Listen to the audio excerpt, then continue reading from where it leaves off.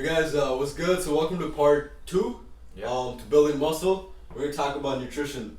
So the first thing under nutrition is the food selection, right? So what kind of foods are you selecting to make muscle or build muscle? Not me.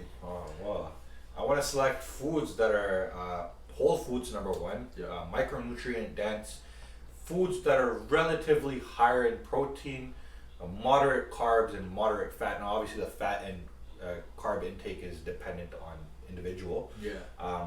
But you want to choose foods that are more so healthier than unhealthier. You want to stay away from junk food. This is obviously information that everybody knows, general information. For sure. But one aspect of choosing your foods that a lot of people overlook is the digestion of the food, right? So if a food's not digesting well with you, it's probably not going to give you all the nutrients from the food that you can possibly get, right? Now that's correlates with your gut health and like all that kind of stuff. That's another topic that we can talk about. That's individual basis. Right? Individual basis, but don't take a cookie cutter program or a cookie cutter diet from somebody and think it's gonna work for you. Certain foods may work better for you than somebody else. Right. So that's something you have to figure out on an individual basis to just see how quickly that food goes through you and you go to the washroom if everything's coming out properly or not. And how you feel after eating a meal is very, very important, and you should take into account how you feel after a meal. 100%. Yeah, so sorry, but I don't think there's exact foods to build muscle. There's a general outline of eat your greens, eat your whole foods, eat the whole foods and stuff like that. So what are some whole foods if people don't know? Like potatoes, pastas, rice. Things like chicken breast, broccoli, salmon, eggs. Whey protein, I guess you could count as a whole food. It's not really natural. It's not natural, but if you want to count supplements, whey protein. You don't need supplements really, but if you are struggling to get your protein in, whey protein is a good choice. I don't think you need supplements at all though. Starting point could be easily just be start having 2 to 3 servings of veggies, 1 to 2 servings of fruits. Have your green sources that are whole food sources from potatoes, rice, pasta. Protein sources like you said, chicken, salmon, eggs. If you're vegetarian, tofu, beans, lentils, dal. You can build muscle when you're vegetarian. 100%. I've been vegetarian for 24 years and I got Holy shit, man. Look at people like Raja as well, right? Okay. You do not need to eat meat to build muscle, right, at all. For anybody who thinks so. So moving on from that is experience level, right? So what does that mean? What do you mean by that? So obviously experience level meaning if you're beginner, intermediate, or advanced, depending on what your experience level is, your food selection and your diet will greatly differ. So for somebody who's just starting off, they haven't been training for a long time, they haven't really ate that well for the majority of their life. A good way to start would just be to start adding more vegetables, more fruit, cutting down on the sugars, cutting down on the alcohol possibly if you are going to drink alcohol, and just making healthier choices compared to somebody who's a little bit more advanced. Let's say somebody who's competing in a bodybuilding show. They're going to focus a lot more on every little detailed aspect of the nutrition, right? So they're looking at how much protein they're getting in every day, the carb intake, the fat intake, water, micronutrients, taking in certain supplements, right?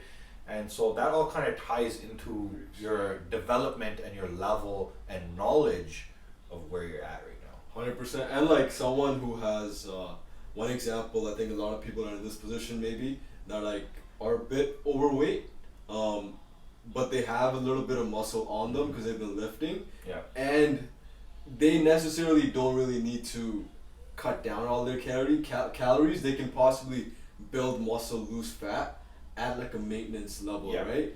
Just because so that's a individual basis again. But again, that ties into the experience level, right? If the individual does have some experience lifting, but they're just overweight, they don't need as many extra calories to build muscle. Their body already has the energy that it could possibly use to burn in.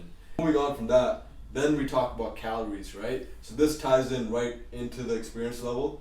Like you mentioned, if someone is really advanced, they're gonna be tying in every single carb, protein, fat that they're eating, maybe even fiber intake, Yeah. water intake.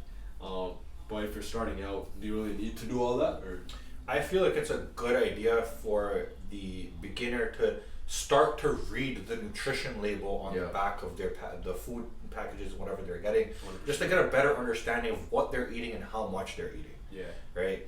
You can't alone just go do this forever. You can do it for a good amount of time, but eventually you're Yeah. gonna have to come to the point where you're gonna need to know how much you're eating. Yeah. Right? And the only way to do that is to count your calories, track your calories and macros. There's a ton of apps out there you can download. My favorite being MyFitnessPal. Yeah. Super easy to track your foods. Yeah. You can log your foods down in a book.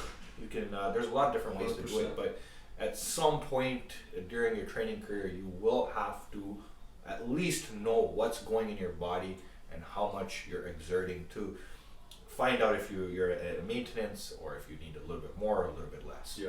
Yeah, like you can easily just be eating too many clean foods.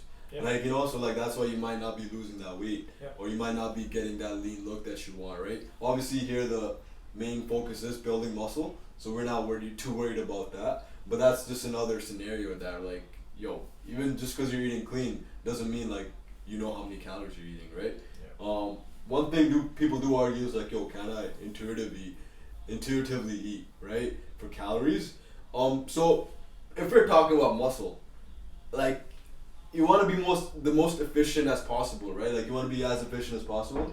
In that sense, tracking your calories is probably going to give you the best Yeah. results, right? Because you're going to know, okay, I'm eating these many calories and I'm building muscle. If I'm not eating these many calories, probably not building muscle, right? And one thing I hear from most of my clients, if not all of them, is, oh man, I really don't want to track my calories. It takes so much time. Okay, well, it takes literally 30 seconds, right, for each meal. If you're eating 4 times a day, that's 2 minutes. Yeah. Right, so 2 minutes out of your day to figure out what you're doing and how much food you need to eat is not that much of time to spend on it. Yeah. So there's no excuses for anybody to say it's going to take too much time.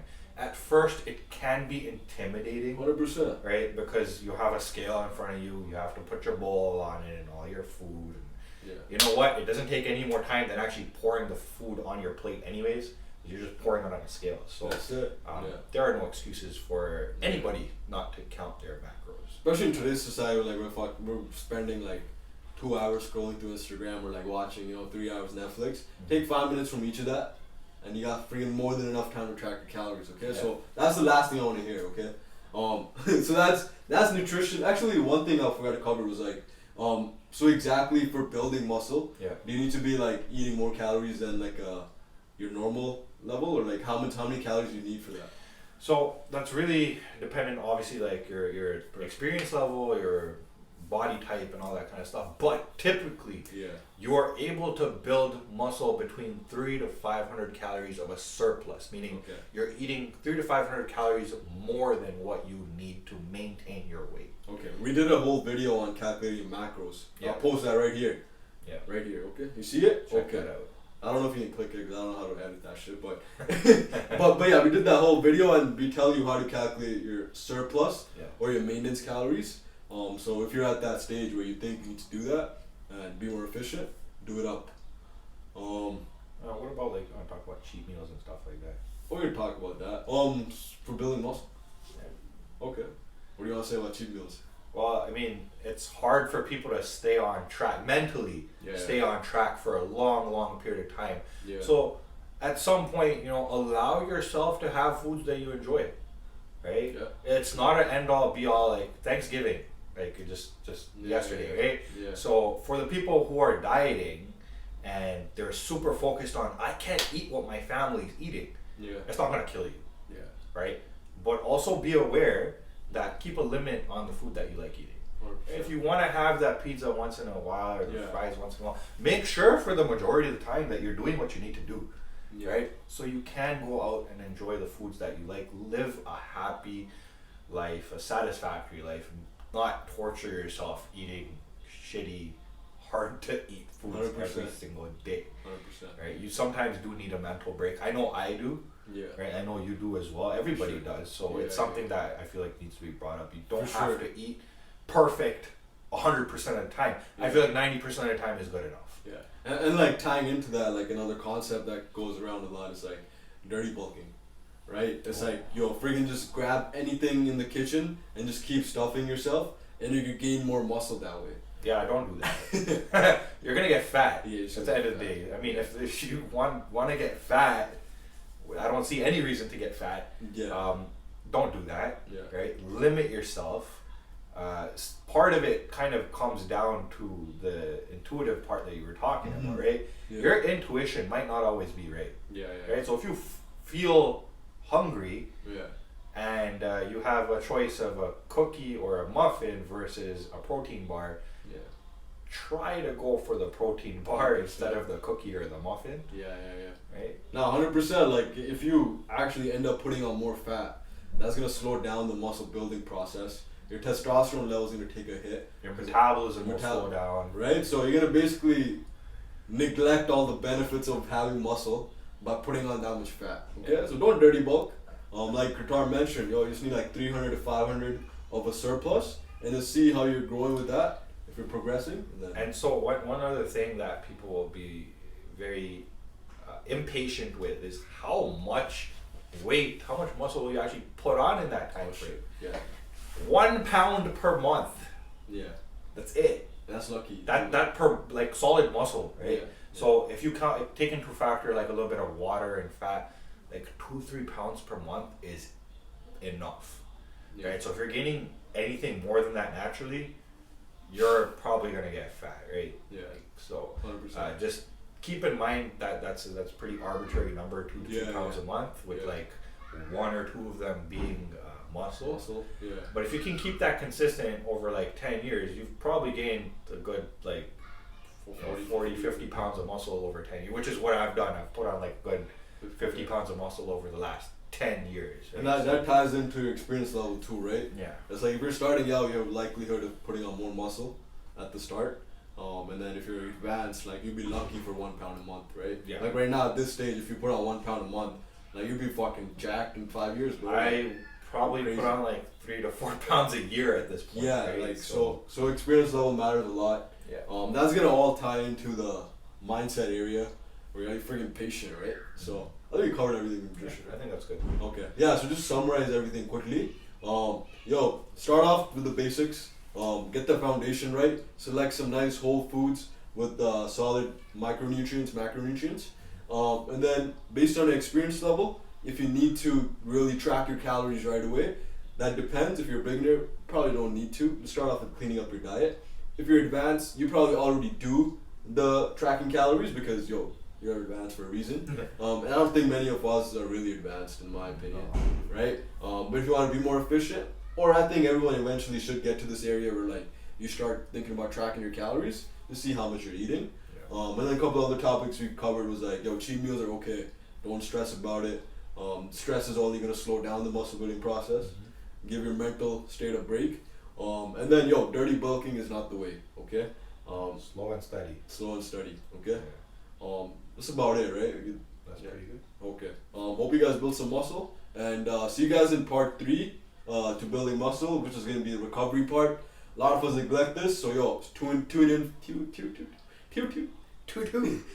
for that one. Okay. Bye. Peace.